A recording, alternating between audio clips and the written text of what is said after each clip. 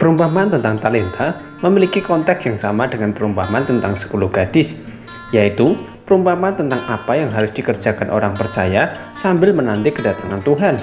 Perumpamaan tentang 10 gadis menggambarkan kedatangan Kristus sebagai mempelai pria yang menjemput mempelai perempuan. Sedangkan perumpamaan tentang talenta menggambarkan kedatangan Tuhan sebagai hari perhitungan.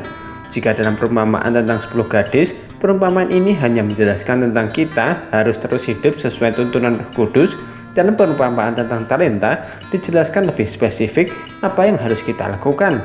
Talenta melambangkan karunia, tanggung jawab, dan kepercayaan.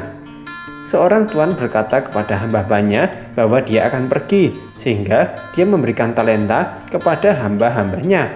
Sang tuan tahu persis kemampuan setiap hamba-hambanya, jadi dia memberikan talenta menurut kemampuan masing-masing hamba.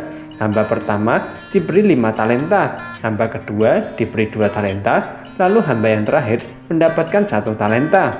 Hamba pertama langsung mengerjakan 5 talenta yang dia miliki dan akhirnya menerima lapanya.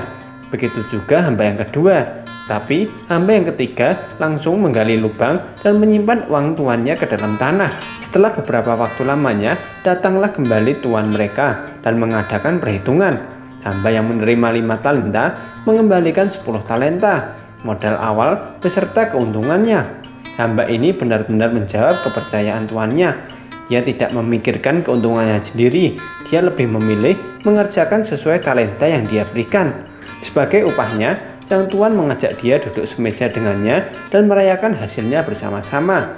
Duduk semeja menandakan bahwa sang tuan menganggap hambanya sebagai saudara sendiri.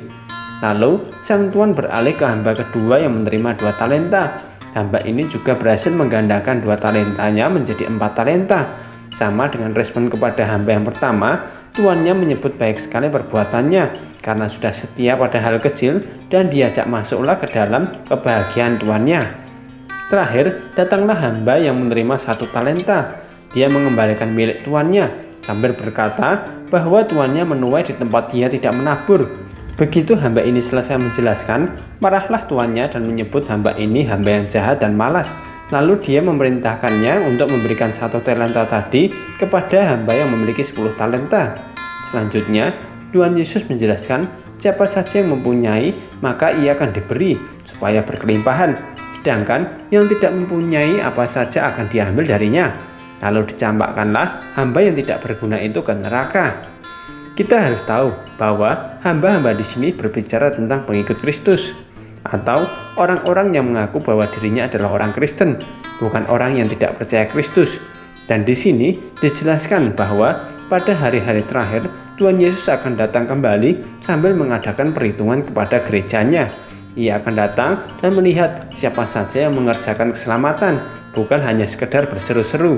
Ada orang yang dipercaya menerima beberapa karunia Roh Kudus untuk melayani sesamanya dan akhirnya menghasilkan karunia yang lain. Ada juga yang hanya mendapatkan 2 karunia Roh Kudus. Karunia Roh Kudus ini adalah bentuk tanggung jawab dan kepercayaan yang harus dikerjakan. Mungkin di antara kita bertanya-tanya, mengapa ada hamba yang hanya mempunyai 1 talenta? Dan sang tuan begitu jahatnya sampai mencampakkan hamba ini ke neraka hanya sekedar tidak menjalankan 1 talenta ini. Bisa dibilang 1 talenta yang dimaksud ini adalah karunia keselamatan. Karunia keselamatan adalah bagi semua orang yang percaya kepada Tuhan Yesus. Hamba yang jahat tadi sudah diberikan karunia keselamatan, tapi bukannya menerima karunia keselamatan tadi dengan penuh sukacita, dia justru menyimpannya di dalam tanah. Padahal sang tuan berkata, seharusnya karunia keselamatan ini cukup disimpan di dalam bank sampai tuannya datang dan akhirnya dia bisa menerima bunganya.